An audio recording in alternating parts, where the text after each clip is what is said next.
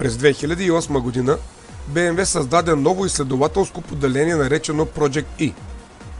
Неговата задача беше разработването на нови технологии, които да бъдат използвани при създаването на нови екологично чисти автомобили.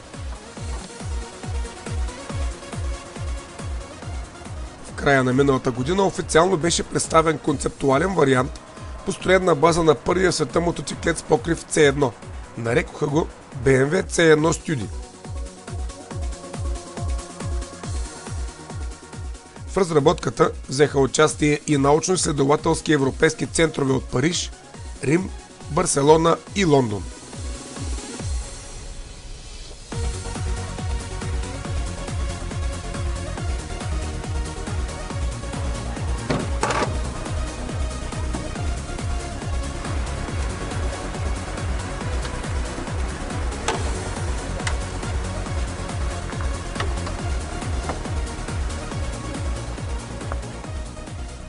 Концепцията C1 Study е визията на Motorrad, поделението за мотоциклети на BMW, и на италианския производител на мотоциклети Piaggio за екологично и стилно практично превозно средство на две колела, което би било идеално за движение в градски условия.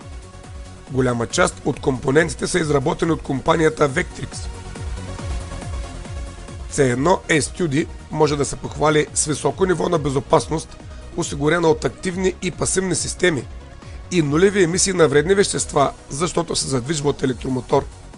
Енергията, необходима за движение, се получава от литиево-ионни акумулаторни батерии, създадени специално за градско движение.